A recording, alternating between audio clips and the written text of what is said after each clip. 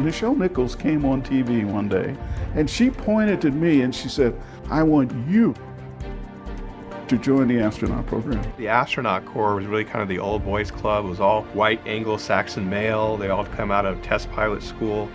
I resented that and decided I was going to do something about it. Love her. In 1977, NASA was in need of recruits for a space shuttle program, and time was running out. That's when a famous face from the final frontier stepped in. Clips of the documentary film you just saw chronicle the life of Star Trek's First Lady Nichelle Nichols and her mission with NASA that helped recruit thousands of minorities and women for NASA in the 70s. And so many of them have ties to our Space Coast history. The man behind this film felt it was necessary to highlight Nichols' role on diversifying space exploration. Joining us now, Todd Thompson, the director and producer of Women in Motion. Welcome. Thank you for joining us this morning. Thanks for having me. So we're just all fascinated by this story. Why did you feel it was important to tell this in this documentary? Well, it's funny. I don't think of myself as a documentary filmmaker. I'm a storyteller. So when my producing partners, Tim Franta and David Teague, called me November of 2014, I immediately recognized just a really great story. I mean, this is a woman who literally changed the face of not only the space program, but the face of the world by bringing inclusion into space. And so it was like your classic hero's journey, somebody who set off to accomplish the impossible in a very short period of time. So tell us how you came to meet Nichelle Nichols and put this film together to tell this part of her story, because so many of us associate her with, trailblazing with television and what she did with Star Trek, but a lot of people don't know the story of her connections with NASA. Yeah, it's pretty fascinating. I mean, her whole life is pretty much that same story. I mean, she was a singer-dancer by the age of 16, one of the first African-American ballerinas, believe it or not. And then she had some breakthroughs in television, as you said, with first on a TV show called The Lieutenant, which is a Gene Roddenberry show early back in the day. And then Gene had her in mind always for his space epic, Star Trek, when he first created that show. So she so it was, for us, it was a 4-year journey to bring this idea to screen, if you will. We contacted Nichelle very early on in the project, obviously to see if she'd be interested in having this story told, and it was just a really humbling, amazing experience from that point on. And this film was presented at the Orlando Film Festival to standing room only crowd just a couple weeks ago. How was it? I mean, all right, so you work 4 years on this documentary, and then all of a sudden you sit back and you watch everyone enjoy it. What's that feeling like?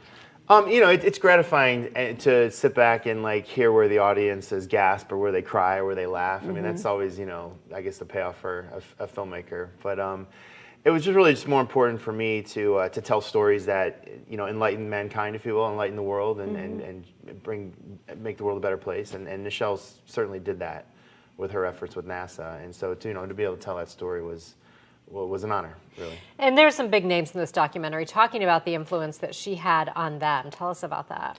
Yeah, the film, it's quite a cast, and we actually interviewed about 60 people for the film. Only about 30 of them ended up making it in the film, the final cut. But we can start off with just your NASA astronauts. Charlie Bolden, who was the first African American administrator for NASA. Neil deGrasse Tyson's in the film. Pharrell Williams. The list just goes. Martin Luther King. Son, Martin Luther King III's in the film, Al Sharpton, Maxine Waters, Congressman Lewis, John Lewis.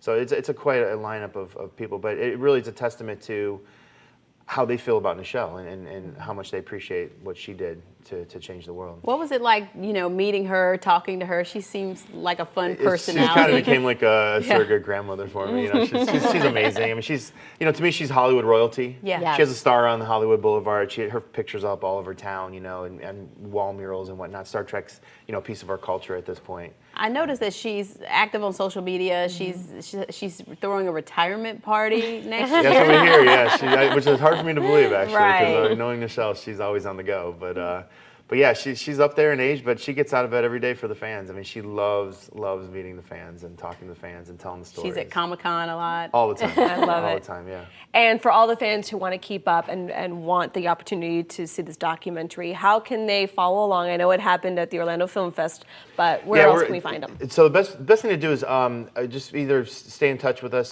through the production company. Our production company is called Stars North, so starsnorth.com, or there's a dedicated website for the film called womaninmotion.com, and you can access that through Stars North. So it's the best way to do it right now. We're in the process of seeking out distribution for the film.